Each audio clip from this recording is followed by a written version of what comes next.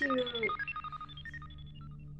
hold space together without having to feel it necessarily. No? It's a very unusual experience of the video. Like, what is it? What is it to be in virtual reality? Like, what is virtuality? You know what I mean? Funny, because I think I've been thinking about it or feeling it lately as kind of like there's this dimension that's almost beyond the screen. This like strange spatializing that there's like, you know, there's this suck of this, of course, but then there's like this weird spatializing something that's happening. And that I guess it arrives at where the other person is. But in a way, it's like I don't even think of it as arriving. It just feels like it's this weird open space. And I think I just noticed that because when I look away from the screen,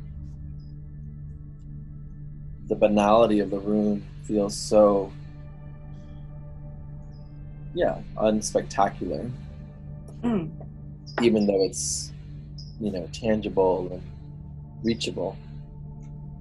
It hasn't been bothering me so much. It's so weird. I feel like everyone I interact with talks about how it's so terrible, it's so frustrating. I have to be honest with you, it hasn't been bothering me that much. And also because I'm not alone. I'm sharing a house with my mom. I mean, I'm in a, you know, suburban space, and I have access to going outside and riding a bicycle and seeing trees. And you're having a tree retreat. Kind of, yeah. It's in its own strange way. I feel weird even saying that I feel good about it because I know so many people are having a quite different experience at this time. You know, in the way that now whenever we talk about our pleasure, we have to qualify it with the pain of others. But you were saying, Technopia, earlier that it seems like a lonelier experience here. Well, I just, from the last time what I was in the Earth, I felt like, you know, there was a lot of activity, there was a lot of magnetism between and among people, that it was totally like creating the character of that time culturally. Yeah. Now there's the culture, what is of kind of like connection through electricity. It's a different type of magnetism, yes?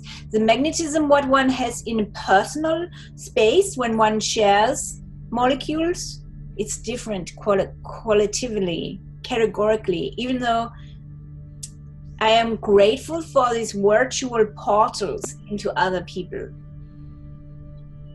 Yes, I mean, and of course, I don't know that much about this, but there are those who argue that there is no separation anyway. Right? No separation between the virtual and the real? No separation between you and me, or spatially, or me, anyone. Like that there's that there are these kinds of, the idea of individuality is a fiction anyway. You know, that this only has ever been an organism. This only has ever been a large or interconnected organism, right? Yes. This question of individuality and the way in which one feels one's intense sense of individuality when one is in this pandemic separation, social distancing period. Yes. Culturally, it's like, also I feel like you open a door and one day you walk through it and it's a completely different world, and it's like the like instantaneity of transformation culturally. It's like very disorienting. No? It just feels like it's so woven into the world. I don't know, since from the last time you were on this planet, it feels like, I mean, it really feels like we have become bionic. You know, we've become so tethered, Oh. so you know, this kind of or what's the word, cyborgian. Cyborgian. Yeah. Yes, cyborgian. Yes. Cyborgian. Donna So Haraway, you are invoking her first absolutely. about there is no separation between, there's no individuality. We are living with, living among, we are entangled. There is no, where you start and I end, it's not so clear. You're saying this portal, or not the portal, but the door that you described, walking into another world. It's sort of like this notion of, you know, parallel universes, but I think we have such a kind of fantastical construction of that in society, like when there's television or dystopian science fiction, or there's always this kind of, there's the nefarious music playing, and there's the, you know,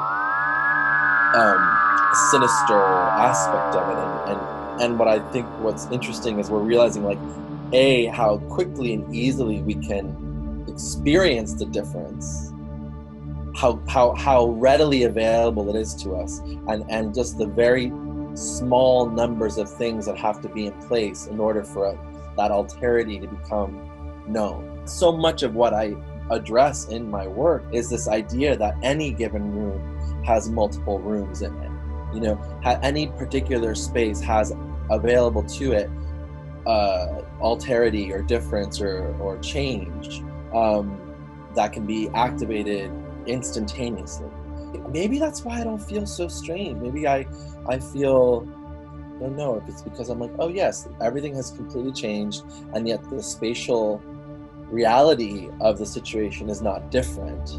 The properties of the physical world have not changed, and yet human beings are acting completely differently. Exactly. Like totally, like, oh my god, like maybe like everyone, like it's a pandemical, paradigmatic transformation. Earlier, when you were reminding me that on ZöLoft, you know, it's much less sparse. It's much more sparsely populated and much more dominated by the, you know, flora. Plants. Plants. Yes, thank you. It's a planet of plants. Of course. Thank you for the clarification. What I think about is, of course, the way in which nature has been asserting herself. Natural habitats are by nature, you mean non-human. Yeah, non-human, but also non-urban, non, you know, cement, so it's just I mean, you know, you can speculate way past that into this other conception of, like, what would have happened if really the animals took over and the plants took over, right? And like really we became relegated to being the servant of that. Do you have oceanic life on ZöLoft? No, there's no ocean in ZöLoft. In ZöLoft, it's entirely green. That's interesting. It's all plant. And where does moisture come from? Or is moisture a value or a need? Moisture is definitely a value, and it's definitely a need. And the moisture comes from the plants themselves. They are self-generating. They are creating everything what they need, and they are self-sufficient. So they are totally self-generating system. I am the only foreigner on my planet. And what do you do with waste on your planet? There's no waste. There's no such thing what waste. No, there's waste. There's just breathing in and breathing out. There's growing up and falling down and becoming dirt, and then becoming part of one's what do you call it? Roots systems.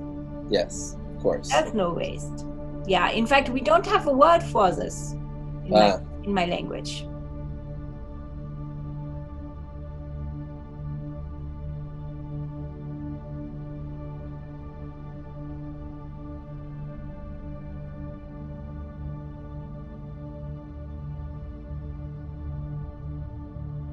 Yeah, that's very interesting.